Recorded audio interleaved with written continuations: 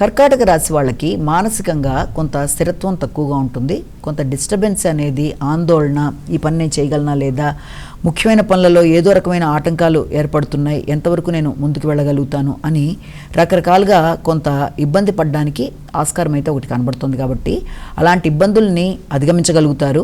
మీకు ఆ శక్తి సామర్థ్యాలు ఉన్నాయి.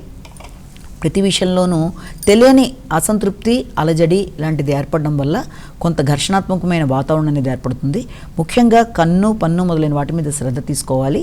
మానసిక ఘర్షణను అధిగమించే విధంగా యోగా, మెడిటేషన్ లాంటివి చేయాలి. సింహరాశి వాళ్ళ విషయం తీసుకునేటప్పటికీ సింహరాశి వాళ్ళకి సంఘంలో గుర్తింపు, గౌరవం, భాగస్వామి వ్యవహారాలు అనుకూలంగా ఉండడం, ఎదురు చూసిన విషయాలలో చక్కగా అభివృద్ధికరంగా ఉండడం, వృత్తిపరమైన విషయాలు కూడా చాలా వరకు అనుకూలంగా ఉండడం, అంతేకాకుండా జీవిత భాగస్వామి కొరకు మీరు ఈ రోజున కొంత ఖర్చులు పెట్టడం, అలాగే భాగస్వామి వ్యవహారాల్లో వృత్తికి సంబంధించిన విషయాల్లో, అంటే ఏదైనా వ్యాపార భాగస్వామ్యానికి సంబంధించిన విషయాల్లో కూడా కొంత ఆర్థిక సంబంధంగా మీరు కొంత ముందుకు వెళ్ళడం మొదలైన వాటికి ఆస్కారం ఉంది. కన్యారాశి వాళ్ళ విషయం తీసుకునేటప్పటికీ కన్యారాశి వాళ్ళకి ఇతరులు మిమ్మల్ని ఇబ్బంది పెట్టడానికి చేసే ప్రయత్నాలని మీరు తిప్పికొట్టడం, ప్రతి విషయంలోనూ కూడా విద్యార్థులకు పోటీకి సంబంధించిన విషయాల్లో అనుకూలంగా ఉండడం, పోటీ పరీక్షల్లో నెగ్గడం, కమ్యూనికేషన్ స్కిల్స్, రైటింగ్ స్కిల్స్ పెంచుకుంటూ ముందుకు వెళ్ళడం, ఆరోగ్యపరమైన విషయాలు కూడా చాలా వరకు మీకు అనుకూలంగా ఉండడం, దాని కొరకు కొంత ఖర్చు పెట్టడం అనేది, అలాగే న్యాయ సంబంధమైన విషయాల్లో పెద్దవాళ్ళని సంప్రదించడం, అలాగే దాంతోపాటుగా మీరు ఎవరన్నా మీ దగ్గర రుణాలు తీసుకోవడానికి, అప్పులు తీసుకోవడానికి అంటే చేసే ప్రయత్నాల్లో